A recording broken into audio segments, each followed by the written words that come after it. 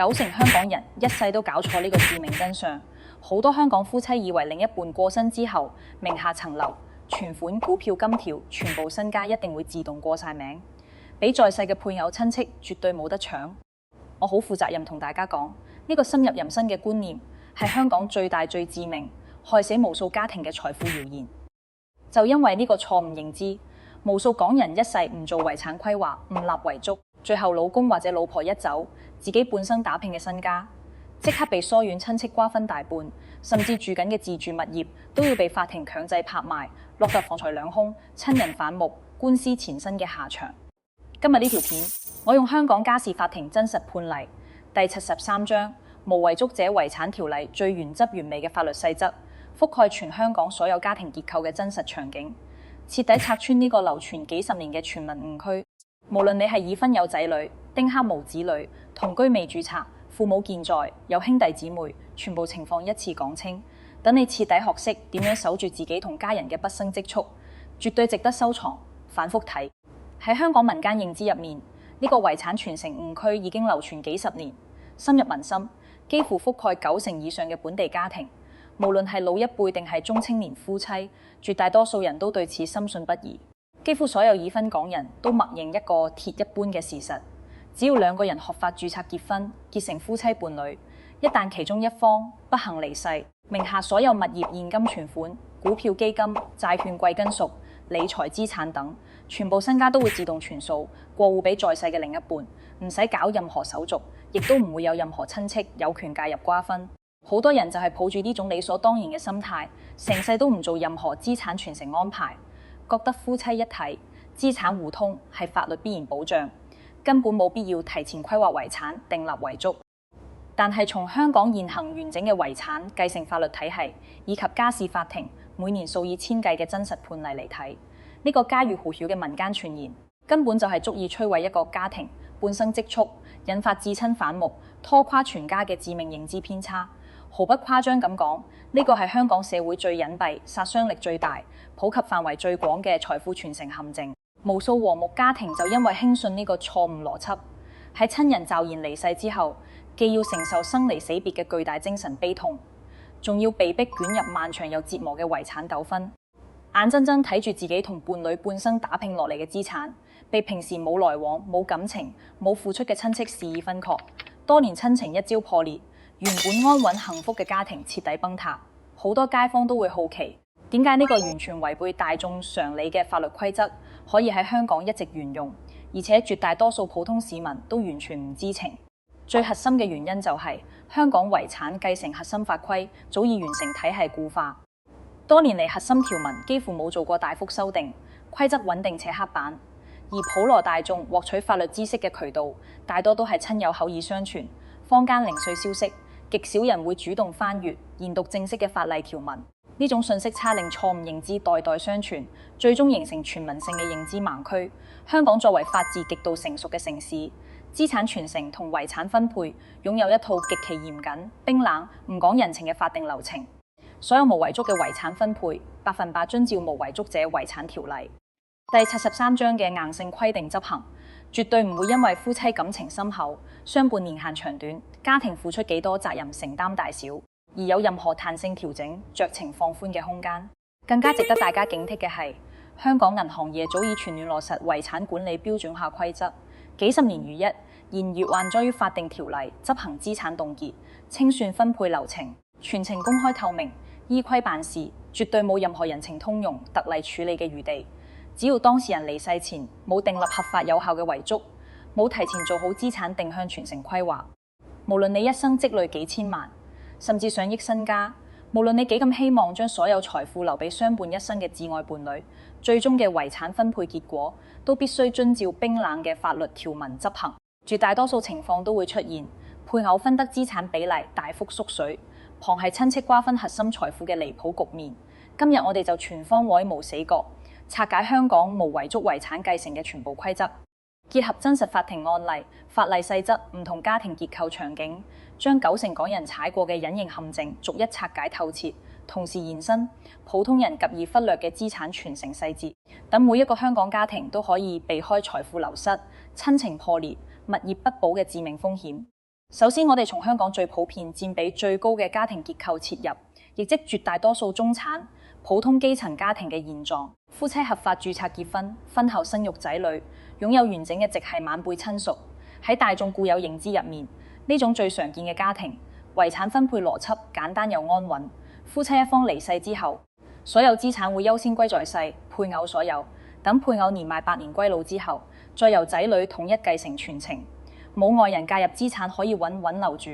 喺核心家庭內部絕對唔會外流。但係真實嘅法定分配流程，同大家嘅美好想像簡直係天淵之別，甚至可以話係完全相悖。根據香港第73章無遺囑者遺產條例嘅法定流程處理，無遺囑遺產嘅第一步，絕對唔係直接分割資產，而係先對離世者嘅全部遺產總額做抵扣清算。官方會逐一核算，扣除離世者生前未結清嘅所有私人債務、各類稅務欠款、喪葬傳承開支、殯儀館服務費用、遺產認證行政手續費、法律文書辦理雜費、資產片高費等所有必要支出。所有公共開支、私人欠款都會優先從遺產總額入面抵扣清零，剩餘落嚟嘅淨資產先可以進入後續嘅法定分配環節。呢個前置流程係硬性規定，冇任何例外情況。好多人完全忽略呢一步，最後發現自己實際到手嘅遺產遠比預期少好多。完成所有費用抵扣，核算出可分配嘅淨資產之後，在世配偶會依法享有2項專屬優先權益。呢個係法律俾幸存配偶嘅基礎保障，但90%港人對呢2項權益嘅定義都存在根本性嘅理解錯誤。第一項專屬權益係離世者名下全部非土地實產嘅優先繼承權。呢度我必須精準同大家釐清法律定義，等大家從此徹底避坑。香港法律所界定嘅非土地實產，特指純粹用於個人日常消耗、生活剛需使用嘅物品，完全唔具備任何投資增值、資產保值屬性。主要包括個人日常穿戴配飾、私人代步私家車、家居生活用品、日常雜物、個人隨身用品等，只服務於日常起居生活，唔存在任何財富增值價值。呢度就係好多港人一世搞錯嘅核心關鍵點。絕大多數人誤以為自己名下所有財物、所有資產都屬於配偶可以優先單獨繼承嘅範疇，但事實恰恰相反。但凡具備投資保值增值屬性嘅資產，一律唔屬於非土地實產，配偶唔可以單獨優先繼承。呢類資產涵蓋大家最核心嘅財富載體。大額活期同定期存款、投資金條同紀念金幣、股票基金、債券、虛擬貨幣、商業運營設備、店鋪經營器材、收藏吉貴重物品、各類理財帳戶資產等等，所有具備增值屬性嘅金融資產、固定資產、投資藏品，全部會納入統一遺產池，按照法定規則統一分割，絕對唔係配偶專屬所有呢個認知誤區，就係無數香港家庭資產大幅縮水嘅根本原因。第2項配偶專屬法定權益就係定額遺產優先提取權。如果離世者已婚且留有仔女後輩親屬，在世配偶可以無條件從剩餘淨資產入面優先提取50萬港幣嘅法定定額遺產。除此之外，由離世者離世當日開始，一直到所有遺產正式分割完畢、手續辦結為止，呢段時間入面遺產產生嘅所有利息收益、資產增值收益，全部歸屬在世配偶獨有。呢個係法律明確劃定嘅專屬權益，唔會受到後續資產分割嘅任何影響。完成個人生活用品劃撥50萬定額遺產提取，當其收益歸屬之後，如果遺產池仍然有剩餘資產，呢部分淨資產會執行一刀切嘅均等分割規則，零彈性、零酌情，唔考慮任何家庭貢獻差異。具體分割比例好清晰，一半資產歸在世，配偶另一半資產由離世者所有仔女平均分攤，無論係成年仔女、未成年細路仔，繼承份額完全平等。法律絕對唔會根據仔女年齡、收入高低、是否獨立生活、是否贍養父母而做出任何偏袒調整。呢套硬性規則直接推翻咗大家配偶可以繼承全部遺產嘅固有認知。我哋結合香港本地真實法庭判例，大家就可以直觀感受到當中嘅落差有幾大。香港家事法庭曾經審理過一單極具代表性嘅普通中產家庭遺產糾紛案，案情貼合香港絕大多數已婚育娃家庭。當事人陳先生同太太結婚20餘年，婚姻關係合法有效，婚後育有1名已成年獨子，家庭結構簡單，冇複雜親屬糾紛。陳先生生前勤力打拼，靠自己積累咗1000萬港幣金融資產，包含存款、股票基金等各類流動資產，名下冇物業，冇任何私人債務，冇抵押欠款，資產結構乾淨清晰。後來陳先生不幸遭遇意外離世，生前從未訂立任何遺囑，屋企所有人都默認丈夫1000萬身家一定會全數由陳太太繼承。但係按照法定分配規則，法庭完成資產核算之後，首先將陳先生名下所有個人生活用品劃撥俾陳太太，再准許陳太太優先提取50萬港幣定額遺產，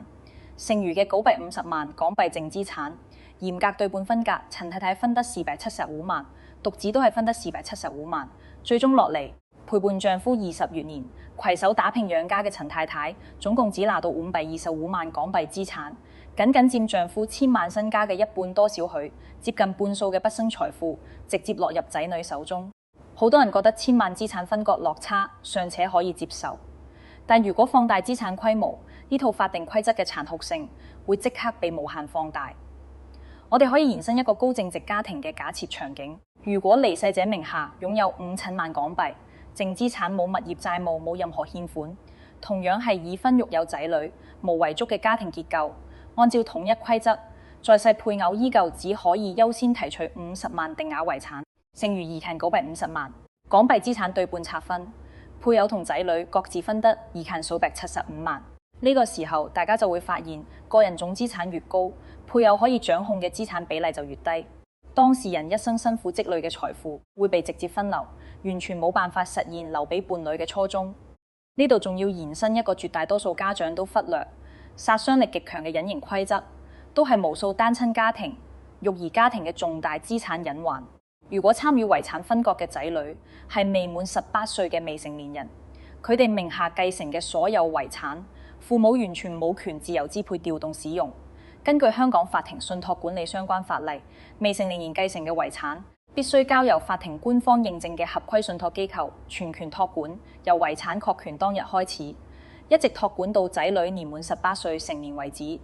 最長託管週期可以達到10幾年。喺漫長嘅託管週期入面，就算在世配偶係細路仔嘅唯一法定監護人、日常撫養人，全權負責細路仔嘅衣食住行、教育、醫療成長，所有開支都絕對唔可以隨意動用。呢筆屬於細路仔嘅遺產，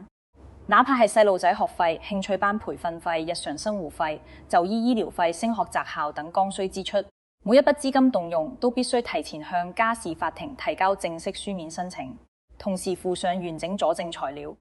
包括在讀證明、繳費單據、生活開支憑證、醫療診斷書、費用清單等等呢大堆文件。整個審批流程自導繁瑣複雜，層層審核耗時漫長，單次審批動輒需要幾個月時間，仲要額外產生行政手續費、律師諮詢費、材料公證費等各項開支。好多單親家長本來想靠細路仔嘅遺產緩解家庭經濟壓力，保障細路仔優質成長，結果被呢套死板規則困住，手握大額遺產卻寸步難行。細路仔嘅教育規劃、生活品質、醫療保障隨時陷入停滯。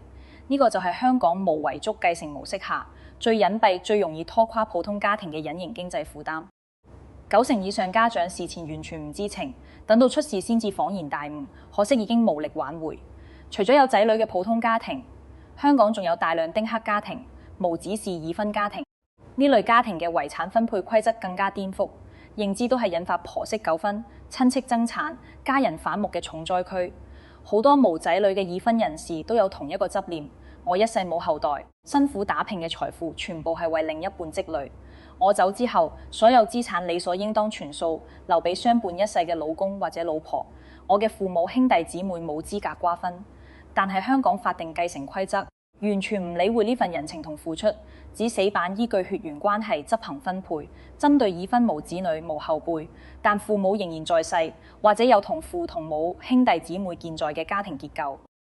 無遺囑遺產分配規則有明確調整，在世配偶依然可以優先繼承非土地實產，優先提取定額遺產，但定額遺產標準由50萬港幣提升至8萬港幣。同時，全額享有遺產清算期間嘅所有利息同增值收益。完成呢兩項專屬分配之後，剩餘所有淨資產依舊執行對半分割一半，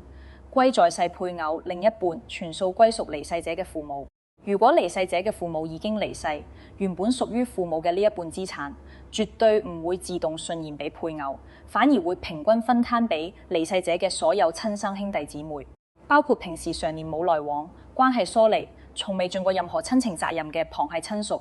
呢套規則徹底剝離咗婚姻陪伴、家庭付出、情感羈絆等人情因素，淨係以法定血緣關係作為唯一判定標準，就係無數丁克家庭資產無端外流嘅核心原因。香港法律界人人熟知嘅黃氏夫婦遺產糾紛案就係最真實、最扎心嘅佐證。呢個案多次被納入香港家事法科普經典案例，俾無數市民警示當事人。黃先生同黃太太結婚20餘年，夫妻二人攜手打拼，互相扶持，婚後一心經營事業、打理家庭，冇生育任何仔女。黃先生原生家庭關係極度惡劣，年少時就同父母兄弟姊妹徹底疏遠斷絕，成年之後幾乎零往來，逢年過節都唔會見面。原生親屬從來冇喺佢學業、事業生活上提供過半分幫助，雙方幾十年冇親情互動，冇經濟往來，形同陌路。黃先生一生白手起家，靠自己默默打拼，積累咗600萬港幣淨資產，畢生心願就係產下家業，同太太安穩終老。自己離世之後，將所有辛苦積累嘅財富全數留俾不離不棄嘅妻子，回報佢多年陪伴與付出。因為原生親情淡薄，再加自己身體健康，黃先生從來冇諗過要立遺囑，篤定自己嘅資產絕對唔會被疏遠親屬瓜分，太太可以全權繼承所有身家。奈何天有不測風雲，黃先生突發疾病驟然離世，生前冇留下任何書面遺產安排。黃太太強忍喪夫之痛，主動對接律師銀行同法庭辦理遺產繼承手續，滿心以為可以順利繼承丈夫全部資產，最後官方出嘅分配結果令佢徹底崩潰，難以接受。按照法定規則，黃太太優先繼承所有個人生活用品，同時提取100萬港幣定額遺產，剩餘500萬淨資產對半分割。黃太太額外分得250萬，總計只繼承350萬港幣資產，而另外250萬港幣資產全數歸屬黃先生嗰啲早已斷絕往來、從未付出任何親情責任嘅父母。倘若當時黃先生父母已經離世，呢筆資產就會直接落入嗰啲借錢不還、關係惡劣、毫無親情嘅兄弟姊妹手上相伴20餘年，攜手打拼半生、撐起成頭家嘅配偶，最後只分得大半資產。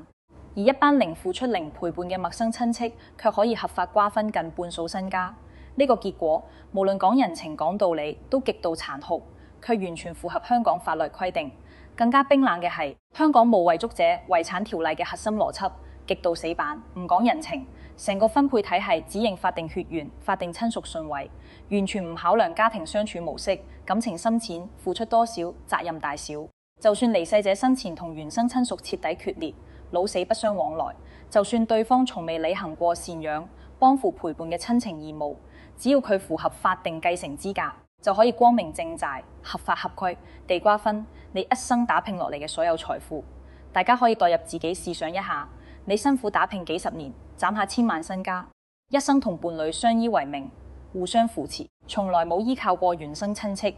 最後就因為冇立遺囑，離世之後半生財富被陌生親戚瓜分。你至愛嘅另一半既要承受喪親之痛，仲要面對身家被分走、生活品質驟降嘅雙重打擊，身心俱疲，受盡折磨。而呢一切悲劇嘅源頭，僅僅係你輕信咗坊間錯誤傳言，冇提前做好資產規劃。講到呢度，好多街坊都會問：香港到底有冇配偶可以擺份的全額繼承遺產嘅情況？答案係有，但呢種場景極度罕見，幾乎唔適用於任何普通香港家庭唯一嘅全額繼承條件。離世者離世之時，除咗在世配偶之外，冇任何法定親屬。簡單嚟講，就係冇仔女、冇父母、冇兄弟姊妹、冇上下4代，任何血親長輩同後輩，成個法定親屬體系完全空白。只有呢種極端特殊嘅情況，在世配偶先可以無條件零干擾繼承全部遺產，冇任何人可以介入瓜分。但係放眼香港千千萬萬普通家庭，絕大多數人都有年邁父母健在，有手足兄弟姊妹，有仔女後輩傳承，幾乎冇人可以達到零血親親屬嘅極端條件。呢就意味着98%嘅香港人都唔符合全額繼承嘅要求。坊間流傳幾十年嘅配偶自動繼承全部遺產，根本就係害人不淺嘅謠言。無數家庭因此親情破裂、財富流失、不生心血付諸東流。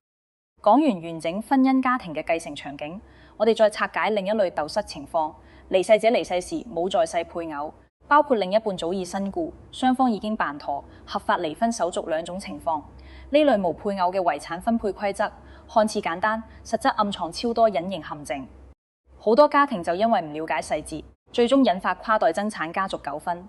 當離世者冇合法在世配偶之時，名下所有遺產會直接按照法定血親順位，由所有合法親屬平均分配。呢度必須重點科普一個普通人幾乎全部唔知嘅代位繼承規則。呢個就係複雜家庭、重組家庭、有早逝仔女家庭嘅最大資產隱患。所謂代位繼承，簡單嚟講就係，如果離世者嘅仔女早於本人離世，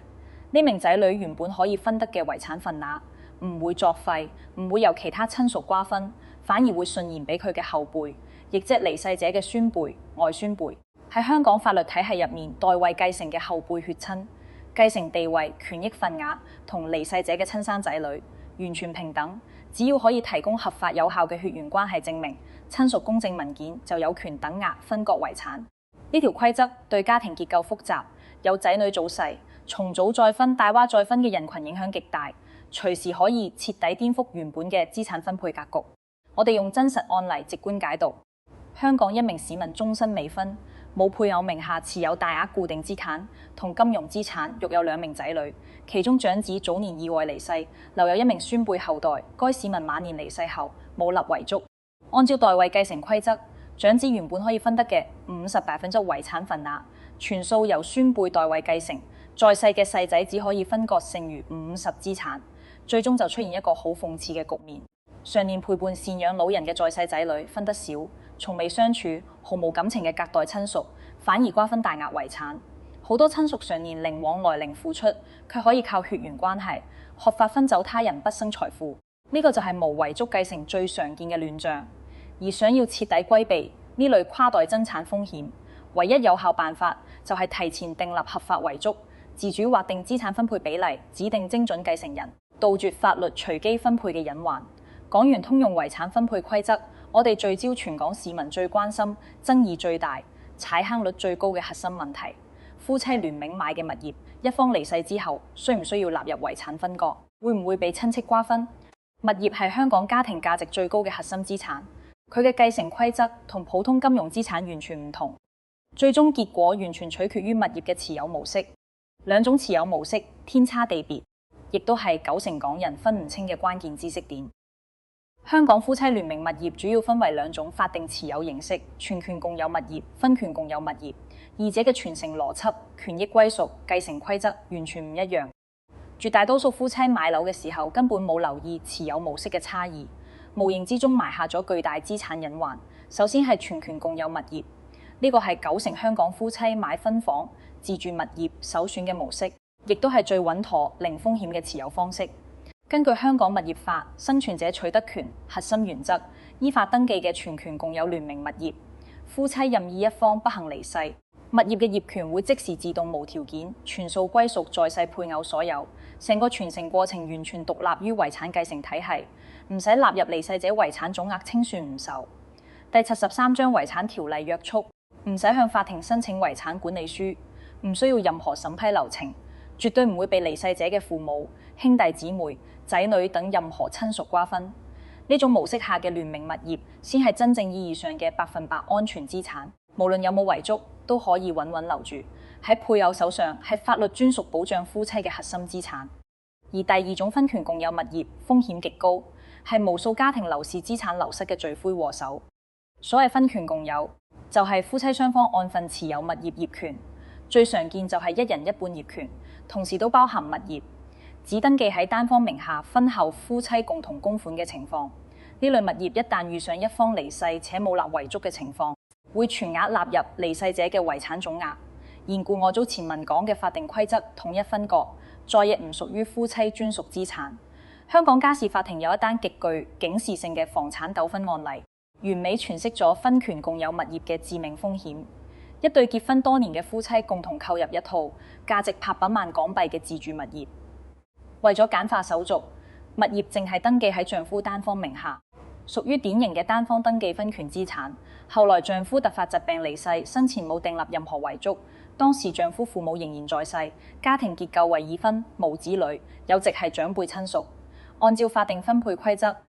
妻子首先提取8萬港幣定額遺產，剩餘700萬港幣物業價值對半分割，妻子額外分得350萬，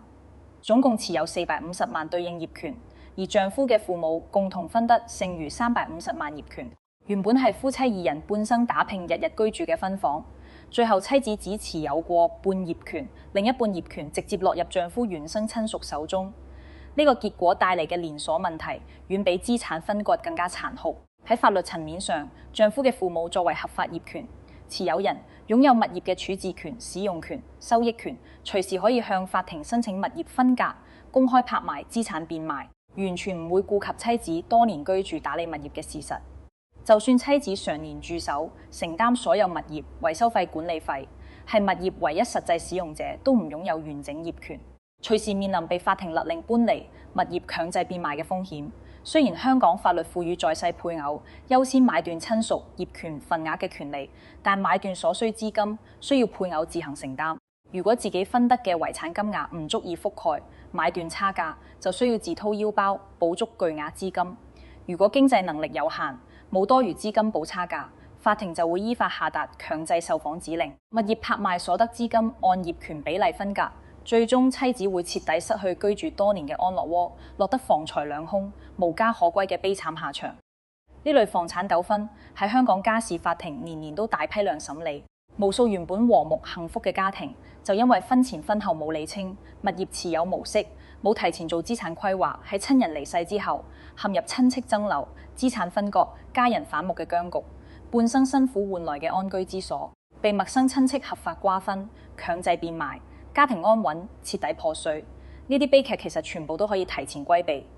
除咗合法註冊婚姻家庭，香港仲有一類極易被忽略嘅高危群體，就係長期同居擺酒行禮，認定夫妻關係，但從未辦理合法婚姻註冊手續嘅同居伴侶。近年香港社會觀念越嚟越多元，好多情侶選擇同居生活，共同打拼，分擔生活開支。有啲相伴30-40年，早已形同老夫，老妻卻一直冇辦理法定結婚登記。呢類朋友一定要認真聽落去，呢套規則直接關乎你後半生嘅生活保障同畢生資產歸屬。喺香港遺產繼承法律體系入面，只認可政府合法註冊、出具正式結婚證明嘅法定夫妻關係，完全唔承認事實婚姻同居夫妻關係。無論你哋同居幾多年，感情幾深厚，共同養家幾辛苦，對外以夫妻相稱幾耐，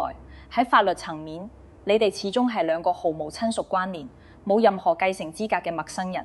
一旦同居伴侶其中一方驟然離世，且生前冇立遺囑，另一方作為相伴多年嘅伴侶，將完全冇任何法定繼承權，一分一毫資產都分唔到。所有遺產會按照法定順位，全數分配俾離世者嘅父母、仔女、兄弟姊妹，甚至疏遠親戚，幾十年嘅陪伴付出，共同打拼嘅心血，最終全部化為烏有，自己一無所有。好多同居人士都以為大家一齊生活、一齊賺錢、一齊使錢，冇結婚證都有資格分資產，但法律從來唔講人情，唔睇付出，只認法定證件同法定關係。當然香港法律都有輕微補救渠道，根據第480章財產繼承、供養遺屬及受養人條例，長期依靠對方經濟供養，共同承擔所有生活開支嘅同居伴侶，可以喺對方離世之後向法庭申請遺產生活津貼。但呢個補救途徑實操難度極大，成功率極低，完全冇保障。首先申請流程極度繁瑣，需要全面公開雙方多年感情記錄、財務流水、開支憑證、生活軌跡、隱私徹底曝光。其次，審批週期極長，動輒需要1年半以上先有結果，仲要承擔高昂嘅律師費、訴訟費、公證費。最關鍵嘅係申請成功率極低，最終津貼金額完全由法庭酌情裁定，冇任何保底標準，大概率唔可以彌補損失。所以對於所有同居未註冊嘅情侶嚟講，想要保障對方守住共同資產，唯一穩妥辦法就係訂立合法遺囑，清晰明確資產分配歸屬。講完所有高危場景，好多人會問，係咪所有資產都一定要納入法定遺產分割，一定會被親戚瓜分？其實香港有2類特殊資產可以脫離第73章遺產條例約束，實現定向傳承，唔會被外人瓜分。係普通人最容易利用嘅保命資產工具，大家一定要記實。第一類就係幾乎每個香港人都有嘅強積金。強積金唔屬於普通遺產範疇，唔受無遺囑遺產條例約束，擁有獨立傳承規則。只要你在世時主動填寫強積金受益人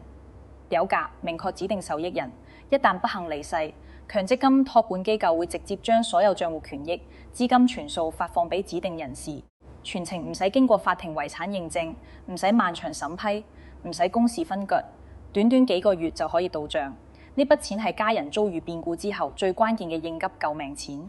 可以即時支付喪葬費、租金、水電雜費、仔女學費、家人生活費、醫療開支，緩解家庭驟然失去經濟支柱嘅困境。但如果你從來冇主動指定更新強積金受益人，呢筆專屬保障就會自動納入遺產池，被親戚統一瓜分，白白浪費政府俾大家嘅專屬權益。第二類特殊資產係清晰指定受益人嘅保險賠償金。保險理賠款傳承規則同強積金一模一樣，只要投保時或者後續改單時，明確寫明具體受益人，離世後嘅理賠款會直接賠付俾當事人，唔納入遺產清算，唔參與法定分割，絕對唔會被親戚瓜分。呢度有個傳聞超級大坑，一定要避開。如果保單受益人填法定繼承人，等同於冇指定受益人，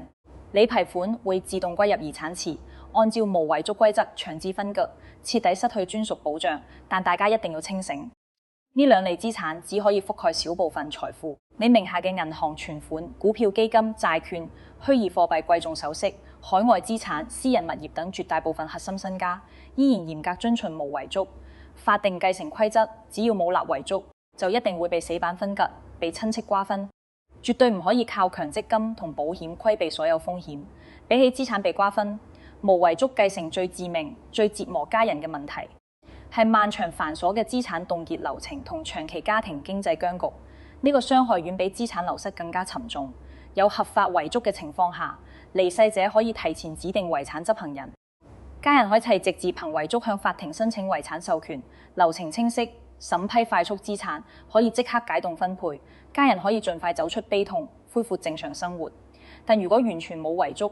家屬必須自行向法庭申請遺產管理人資格，而且申請有嚴格法定順位。第一係在世配偶，第二係仔女，第三係父母，第四係兄弟姊妹。如果家人和睦意見統一，仲可以協商處理。一旦家庭關係複雜，有人爭權，有人反對，互相投訴，遺產申請流程會即刻停滯，陷入僵局，長年冇辦法推進。喺法庭未授權、手續未辦妥之前，離世者名下所有資產會被全面凍結，銀行戶口、股票賬戶、保險賬戶、物業交易權限全部鎖死，家屬一分錢都調動唔到。但親人離世之後，家庭即刻面臨巨額喪葬費、租金、學費、生活費、醫療費等剛需開支。家人一邊要承受喪親之痛，一邊要面對資金鏈斷裂嘅現實壓力，精神同經濟雙重受壓，極度煎熬。喺資料齊全、冇任何爭議嘅最優情況下，無遺囑遺產辦理流程最少都需要半年到9個月先可以辦結解凍。一旦遇上家人爭拗、資料缺失、親屬失聯、海外資產核查等問題，情拖延1-2年，甚至3-4年都係香港常態。漫長嘅等待同拉扯會徹底消耗家人嘅精力同感情，原本和睦嘅親情徹底破裂，無數家庭就咁被慢慢拖垮，一蹶不振。結合所有法例規則、真實判例、實操風險，我哋總結出香港無遺囑遺產繼承嘅3大核心真相，每一句都值得大家記實入心。第一，配偶絕對冇全額遺產繼承權。有仔女家庭，配偶最多拎50萬定額加半數剩餘資產。無仔女家庭最多拎100萬定額加半數資產，絕大多數情況分唔到過半身家。第二，冇合法婚姻註冊嘅同居伴侶，完全冇法定繼承權，幾十年陪伴付出隨時一無所有。第三，冇遺囑就一定會導致資產長期凍結，手續繁瑣，極易引發親戚爭產、親人反目、物業流失等悲劇。即便深知所有風險，依然有好多港人抵觸。立遺囑受傳統觀念影響，覺得立遺囑唔吉利，唔好意頭，覺得自己後生健康，生活安穩，根本唔使提前規劃。但我真心同大家講一句真話，訂立合法遺囑從來都唔係忌諱，亦都唔係預判死亡，反而係一個心智成熟、有擔當、負責任嘅成年人對自己畢生心血、對摯愛伴侶、對年幼仔女、對至親家人最踏實嘅保障。你一世早出晚歸，勤力打拼，每一分存款，每一層物業，每一筆投資，都係你日夜辛勞嘅血汗結晶。提前立遺囑就係親手掌控自己財富嘅去向，唔好將自己一生積蓄交俾冰冷死板嘅法律，交俾陌生疏遠嘅親戚隨意支配。透過合法遺囑，你可以精準指定繼承人，定向照顧伴侶同家人，可以為未成年仔女設立專屬信託，保障佢哋成長教育開支，避免資產被侵佔。可以委任信任嘅親友或者專業人士做遺產執行人，簡化手續，杜絕爭拗，甚至可以預留部分資產做公益，延續自己嘅善意同溫度。對於30至50歲有穩定資產、有家庭負擔、有固定收入嘅香港朋友嚟講，提前做遺囑規劃、佈局財富傳承，係性價比最高嘅家庭保障。對比日後可能重慶嘅巨額資產損失、親情破裂、長期訴訟、無家可歸嘅慘痛代價，而家少少嘅諮詢同辦理成本根本微不足道。人生充滿未知同意外，我哋冇辦法控制風險，幾時到臨，但絕對可以提前規劃、提前設防，穩穩守住自己嘅畢生財富，守護好陪自己一世嘅家人。今日呢條片徹底打破咗香港流傳幾十年嘅遺產繼承誤區，將所有法律盲區、隱形風險、真實判例、實操規則全部拆解透徹，絕對係幫全家人避坑嘅救命乾貨。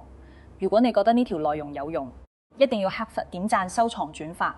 分享俾你嘅另一半、父母、長輩、朋友，等身邊所有人都避開呢個致命財富陷阱，唔再被錯誤觀念誤導。無論你係遇到複雜家庭繼承問題，想查自己聯名物業風險，想幫細路仔規劃資產信託，想了解同居伴侶權益保障，只要係香港遺產、遺囑、資產規劃相關嘅疑問，都歡迎你喺黑雪評論區留言，我會逐一親自回覆，幫你拆解風險、理清規則、守住身家。最後記得即刻點擊訂閱頻道，打開鈴鐺提示。我哋專注更新香港本地法律財富傳承、理財避坑、民生權益乾貨，日日更新實用資訊，帶你全方位守住個人財富，保障家人權益，絕對唔會錯過任何保命避坑知識。鍾意我嘅內容記得多多支持，